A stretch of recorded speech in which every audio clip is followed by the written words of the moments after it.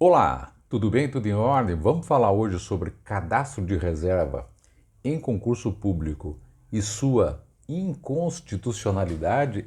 Vou trazer esse assunto aqui que é muito importante que você saiba, que você conheça, tenha uma opinião sobre isso, mas é uma opinião que estou trazendo aqui hoje de um advogado especialista em direito público. Já vou falar o nome dele, já vamos conversar. Vou reagir a essa notícia não, a essa opinião, que é muito legal, bastante abalizada, que estou retirando do site do Conjur, que é um excelente site de consultas jurídicas. Tem muita gente boa que escreve lá e é muito legal. E vou deixar o link do artigo inteiro aqui embaixo para você dar uma analisada também e dar uma melhorada também no seu pensamento sobre esse assunto aí. Legal? Então vamos lá? Antes, quem sou eu, né? Claro, quem sou eu? Deixa eu me apresentar. Eu sou o Daniel Pereira Coach, eu trabalho com preparação de alunos para concurso público. Aqui embaixo, nessa caixinha, na descrição do vídeo, você vê todo o meu portfólio, quais são as modalidades, o jeito, como é que eu faço a metodologia de aprendizagem. Tem os meus livros, tem os meus cursos, estão todos aqui embaixo. Tem a minha breve biografia, está aqui embaixo para você saber o que eu já fiz na vida sobre isso tudo. Também tem as minhas redes sociais para você me mandar qualquer sugestão, sugestões de vídeo, inclusive sobre esse, o que podia trabalhar um pouquinho melhor. E claro, também tem um material extremamente gratuito que o Gran Cursos fez especialmente para você. Os links estão aqui embaixo também, fique à vontade. Dê like e comente, isso é de lei, isso é de lei. Ajuda muito o canal, você já sabe, né? Inscreva-se no canal, destrave o sininho, se puder seja membro, colaborando com o nosso canal em espécie. Isso ajuda também o nosso canal a crescer, né? Afinal de contas, esse é um trabalho que eu faço aqui na internet. E, importantíssimo, me propague nas suas redes sociais, vou ficar muito envaidecido. Vamos lá agora? Direto ao ponto, sem nenhuma enrolação, sem nenhuma edição do vídeo, como se fosse uma live, seja que Deus quiser. Gente, muito interessante aqui este artigo, esta opinião de um advogado, vou já trazer o nome dele certinho, sobre inconstitucionalidade dos editais para a formação de cadastro de reserva. Sabe aqueles editais que só trazem cadastro de reserva? Pois é este aqui, e ele está defendendo uma tese muito bacana, nós já vamos ler tudo isso aqui, e vou interpretar para você também, sobre a inconstitucionalidade desses editais. Vamos ver lá então? Relembrando, vai ficar o link aqui dessa matéria completinha, que está no Conjur de hoje, acabou de ser colocado lá, do doutor, o nome do autor é o Ricardo Pantin, doutor Ricardo Pantin. Vamos ler quem é o Ricardo Pantin? Doutor Ricardo Pantin é advogado especializado em direito público. Calma lá. Eu sei que muita gente me acompanha aqui e não tem domínio do juridiquês. Então, o que é direito público? Que esse advogado é especializado. É um direito voltado às coisas públicas, melhor dizendo, é um direito voltado não às pessoas, mas na relação delas com o Estado e na relação do Estado com as pessoas, com todos nós. Então, o pano de fundo desse direito, do direito público, é essencialmente o direito constitucional e o direito administrativo, que são dois direitos, como a gente diz, direito estrito sensu, ou direito público, melhor dizendo, estrito sensu. Essa sopa de letrinhas dá exatamente advogados como o doutor Ricardo Pantin, que é especializado em assuntos que envolvam o Estado. Legal? Vamos voltar lá. A diferença, rapidamente aqui, é que nós temos advogados especializados em direito público e direito privado. Direito privado é a relação entre as pessoas, que é o direito civil, por ali, só para você poder entender e ambientar. Mas vamos voltar lá, que eu não quero ficar só nessa explicação, senão provavelmente alguém vai falar mal aí. Vamos voltar aqui. Então, o título, Inconstitucionalidade dos editais para a formação de cadastro de reserva, acho que até vou deixar o título também nesse vídeo, porque achei muito interessante, publicado lá no Conjuro, tem lá. E ele diz o seguinte, tem se mostrado bastante comum a abertura de editais de concurso para a formação do chamado cadastro de reserva, entre aspas, sem a disponibilização de vagas de provimento efetivo. Deixa eu traduzir isso aqui. Ele opina no sentido de que tem se tornado comum. Eu não acho que é tão comum assim, mas enfim, é a opinião, respeito, obviamente, porque o objetivo é a gente analisar temas do ponto de vista jurídico aqui. Mas ele diz o seguinte, sabe quando tem aquele edital que diz só cadastro de reserva? Ah, esse é complicado mesmo. Eu tenho visto editais assim, mas são poucos. Normalmente eu vejo candidatos, vagas imediatas, tantas, digamos 10, mais cadastro de reserva, mais CR. Mas ele está batendo na tecla que é muito comum e cada vez mais abertura só para cadastro de reserva. Então o assunto vai ficar em torno disso aí. Vamos lá? Assim tem agido o poder público, ele está dizendo por que isso tem acontecido. Assim tem agido o poder público de modo a não se comprometer com o provimento de cargos, na maioria das vezes deixando de realizar a nomeação dos candidatos aprovados, alegando, quando assim o faz, razões de ordem orçamentária. Traduzindo aqui, e vou acrescentar mais uma coisa. Ele diz o seguinte, que o poder público age assim, com só cadastro de reserva, não, porque daí não se compromete com o candidato, né? Não sabe nem quantas vagas tem, quer dizer, a pessoa passa, mas não leva, né? É direito, mas não leva, não adianta nada. E ele diz que isso acontece e às vezes muitos candidatos que estão aprovados, não são chamados, não são nomeados, sob a alegação, quando a administração pública vai a público e diz por que está fazendo aquilo, porque muitas vezes não faz. Sob a alegação de que, orçamento não comportou. Então daí a minha pergunta, talvez seja esse o estudo também, peraí, eu joguei no vácuo um concurso inteiro sem ter comprometimento de orçamento? Isso é muito grave, primeiro. E segunda grande coisa, antigamente se falava a boca pequena que muitos concursos tinham o condão tinha a finalidade de arrecadar taxa de inscrição para cobrir determinados rombos do poder público. Nunca ninguém provou nada disso, nem eu consigo provar, mas são assuntos que sempre estiveram à baila. Eu nunca vi e nunca participei de concurso cuja atribuição era fazer caixa para determinado órgão, ente, até porque quem faz o concurso muitas vezes é a banca, né? Então, que tem uma despesa grande também. Mas, enfim, esse é um assunto que vai ficando ao largo, não se consegue provar isso, né? Porque e isso é o que a Rádio Peão fala bastante por aí, mas não se comprova. Voltando aqui, que é o nosso objetivo, ufa, Daniel, volta lá. Ele diz o seguinte, ora, a maior parte dos entes públicos detém normativa acerca do planejamento dos concursos públicos. E é verdade.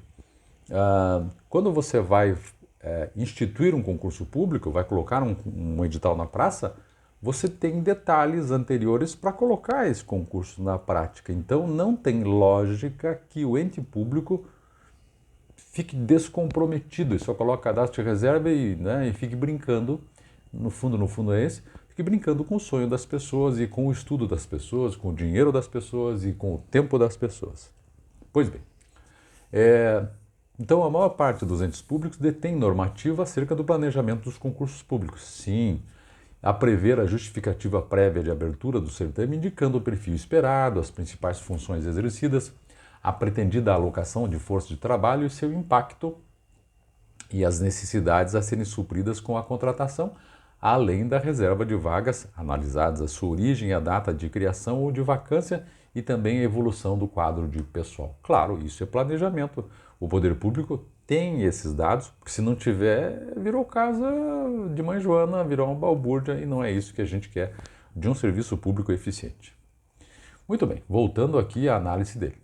O processo é submetido a vários ministérios, sim, e secretarias, a depender do nível de governo e é feita a dotação orçamentária correspondente com plano de contratações e cálculo do acréscimo da despesa que a medida acarretará sem olvidar, quer dizer, sem se esquecer, para análise do impacto financeiro feito à luz da Lei de Responsabilidade Fiscal, e aí ele cita a lei e o decreto.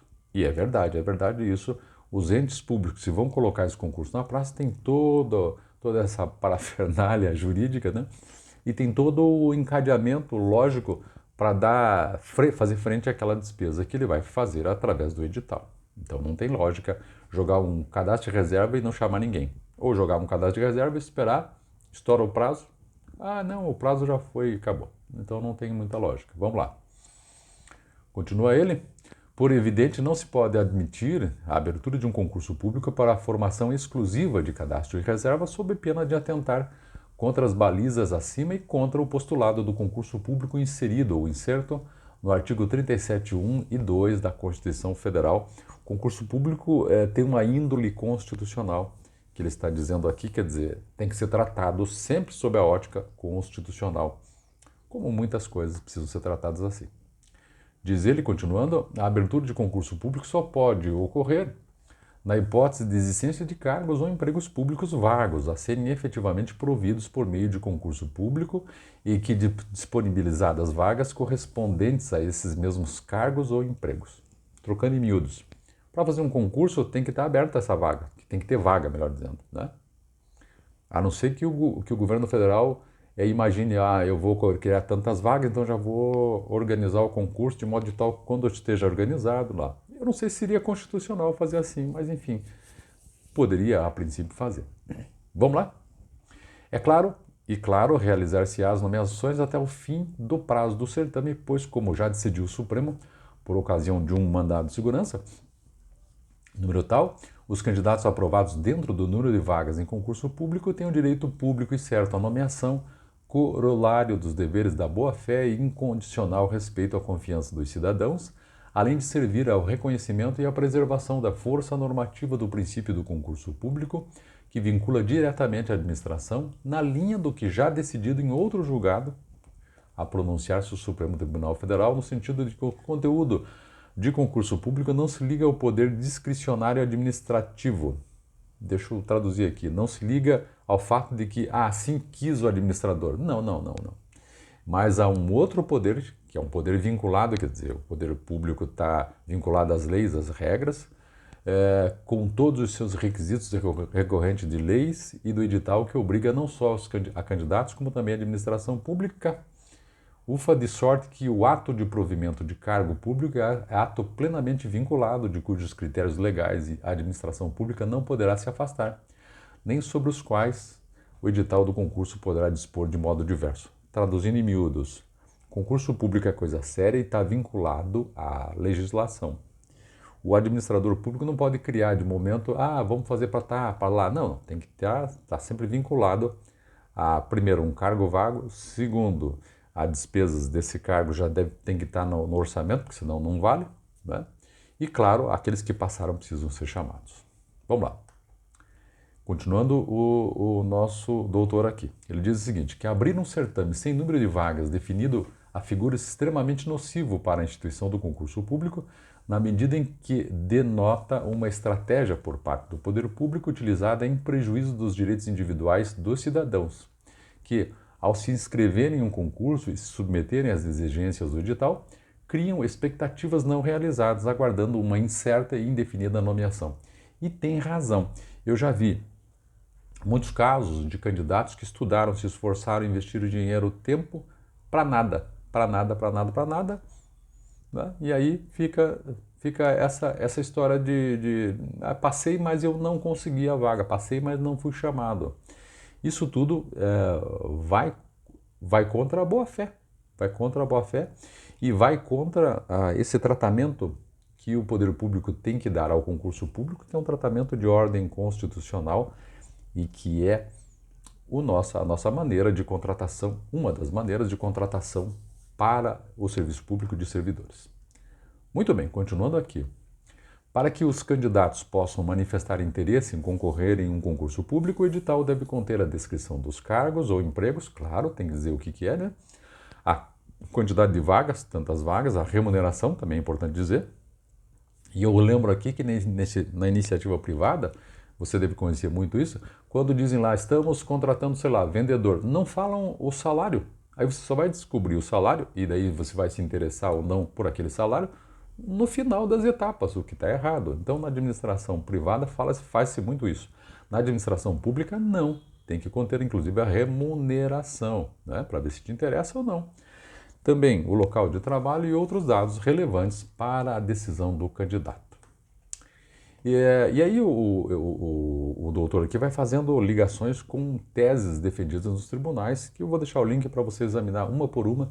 ele vai linkando, que assim tem que ser um artigo jurídico, né? Ele faz muito bem, vai linkando o que ele está dizendo com base em decisões ou na melhor doutrina.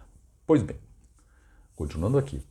Daí que quando cargos públicos são postos em concursos, via do qual se busca selecionar os profissionais mais bem qualificados a exercê-los, pressupõe-se buscar-se atender o interesse público, onde não há de se falar em discricionariedade, haja vista que o ato administrativo é sempre vinculado no que concerne à finalidade. Assim, a nomeação e posse dentro das vagas oferecidas não é mais mera expectativa de direito, e sim direito subjetivo dos candidatos aprovados. Então, 10 vagas, passaram os 10 primeiros. Esses 10 primeiros têm o direito líquido e certo, que dá para defender no mandado de segurança, para tomar posse nesses 10 cargos aqui. Então, 10 passaram, 10 cargos, show. Vamos lá. No caso do concurso... Isso quando tem vagas, ele está dizendo. Agora, e quando não tem vagas, sai só cadastro de reserva. Como é que faz? Que rolo jurídico é esse? Ó, que é uma nossa jabuticaba, a nossa criação brasileira. Olha lá. No caso do concurso exclusivamente para a formação do cadastro de reserva, isso aqui é o ponto importante desse vídeo, então quero que você preste muita atenção. Sobre esse caso, de só para cadastro de reserva, já se pronunciou o Supremo no sentido de que, olha só, burla ao princípio do concurso público. Tem daí um recurso extraordinário lá que o Supremo se debruçou sobre isso. Então, primeiro, só cadastro de reserva burla o princípio do concurso público. O concurso público tem que ter vaga. Voltando aqui, o Superior Tribunal de Justiça, o STJ, reverbera o mesmo entendimento da Suprema Corte. Daí ele traz recursos aqui que subiram para o STJ, em que o STJ também diz, tem que ter vaga.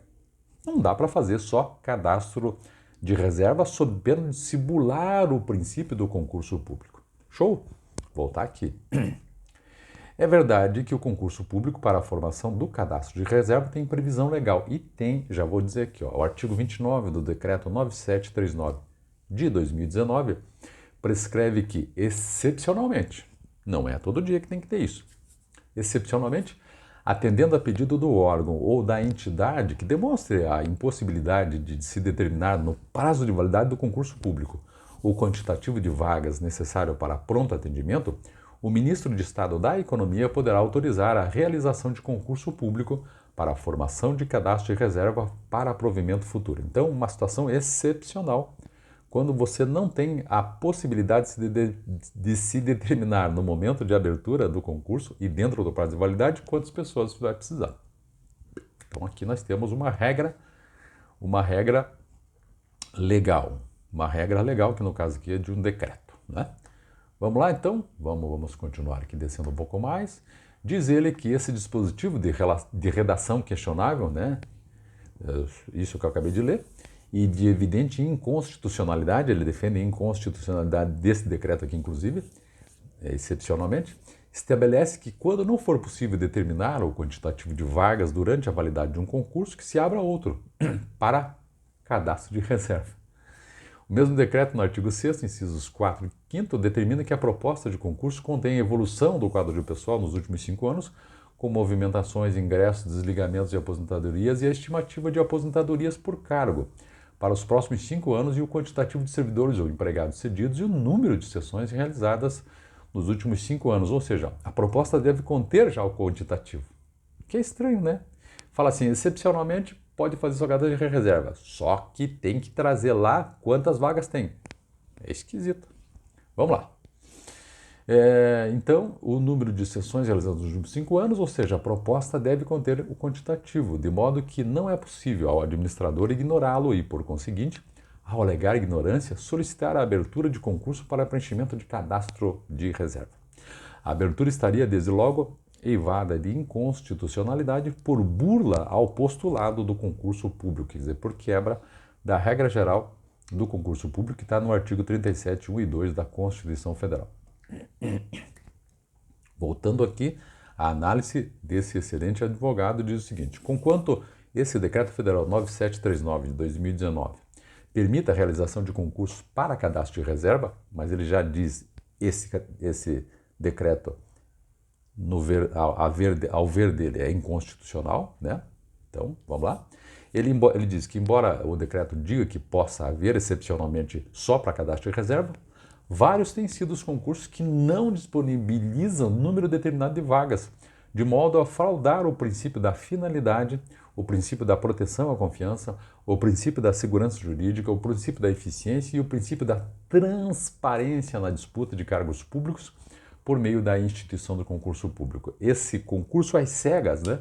Uma espécie de prova às cegas, segundo ele, está errado porque ferem esses princípios constitucionais. Então ele primeiro defende a inconstitucionalidade do decreto que autoriza a possibilidade de fazer só a reserva, né, por uma série de motivos que eu já li, e também diz que esse decreto que permite acaba ferindo outros postulados que eu disse aqui, princípios da Constituição Federal. Vamos lá, continuando lá. E esse argumento aqui é legal, gente, porque ele não serve só para a nossa discussão aqui. Ele serve também para, eventualmente, você que é advogado ou você que precisa de um advogado entrar com uma ação muito própria sobre isso, usar também essa argumentação que está na internet aqui, que é muito interessante. Quem sabe eu possa, e dando crédito para a pessoa, obviamente, poderia utilizar, que está certo, não está errado não. Vamos lá. A sistemática que deve prevalecer é que, findo o concurso público e proclamado o seu resultado, a administração deverá convocar os candidatos aprovados e classificados dentro do número de vagas para a assunção dos cargos ou empregos públicos, ou seja, deverá nomear os candidatos, ato unilateral que consiste na designação do candidato para ocupar o cargo. É a espécie de provimento que é o ato pelo qual o servidor público é investido no cargo, emprego ou função, nomeado o candidato adquire o direito à posse e exercício do cargo conforme a súmula 16 do Supremo. Boa medida nessa esteira, continuando aqui no processo dele, é o projeto dele, nos argumentos dele. Boa medida nessa esteira, então sobre esse assunto aqui, uma boa medida, ele está dizendo, é o projeto de lei 939 de 2019 do deputado federal Pompeu de Matos, do PDT do Rio Grande do Sul, que acrescenta o parágrafo 3º ao artigo 12 da lei 8.112 de 90. Olha só como é que ficaria, com a seguinte redação. É vedada a realização de concurso público de provas e títulos que tenha por finalidade exclusiva a geração de cadastro de reserva. Daí esta lei, se aprovada, ia acabar com isso. Não tem jeito, só cadastro de reserva. Na justificativa do projeto, o deputado cita o recurso extraordinário tal, que está lá no Supremo, e que no entendimento da Corte Suprema não há direito subjetivo à nomeação, conforme o agravo regimental tal, entendimento que levou diversas instâncias da administração pública a optarem pela adoção de concursos em que se não se divulgam as vagas efetivamente necessárias aos órgãos demandantes, levando à mera geração de um cadastro que poderá ou não ser acionado para a nomeação de servidores. O que quer dizer isso? O Supremo, nesse recurso aqui, disse o seguinte: quem está no cadastro de reserva tem uma mera expectativa de direito, quer dizer, não tem o direito. Entendeu? E aí, com base nisso, a administração pública, estadual e municipal por aí, começaram já que tem um argumento jurídico importante do próprio Supremo, vamos começar a fazer só cadastro de reserva, porque daí a gente se desinteressa, né? A gente não tem o compromisso de trazer para dentro do serviço público aquelas pessoas, porque elas têm só uma expectativa de direito. E ele diz que, além da insegurança gerada nos cidadãos que buscam servir o seu país, essa situação gera consequências esdrúxulas, como a existência de concursos que, nos 2 anos de sua vigência, não nomeiam ninguém. Alguns concursos chegam a perder a validade, então, sem que haja nomeação. Além da frustração de expectativas, e é frustrante mesmo, esses concursos geram prejuízos financeiros, pois os candidatos, muitos deles desempregados, em busca de uma recolocação profissional, a maioria é assim, né, gente? Pagam taxas de inscrição e custeiam seu deslocamento, entre outros custos necessários, razão pela qual essa modalidade de concurso deve ser vedada. Tal projeto mostra-se boa medida para conter a violação aos direitos já mencionados. O projeto que ele se refere é o projeto de lei daquele deputado para acabar com essa folia de só cadastro de reserva. E o projeto prestigia o postulado do concurso público que o plenário do Supremo elevou a princípio tal sua envergadura. A acessibilidade, diz lá, a acessibilidade dos cargos a todos os brasileiros, nos termos da lei, mediante concurso público é princípio constitucional explícito, desde 1934, artigo 168. Embora cronicamente sofismado, mercê de expedientes destinados a iludir a regra, não só foi reafirmado pela Constituição, como ampliado para alcançar os empregos públicos. Artigo 37, 1 e 2, disse ou está no verbete do Supremo Tribunal Federal. Legal? Então era isso. Achei muito interessante, ele trouxe aqui os votos e tudo mais. O Dr. Ricardo Bantin, advogado especializado em direito público, vou deixar o link dessa matéria, bastante interessante. O que você achou? Acha que dá, não dá? O que você acha favorável, é contra? Deixa o seu recado aqui embaixo. Valeu, um abraço, até mais, tchau, tchau.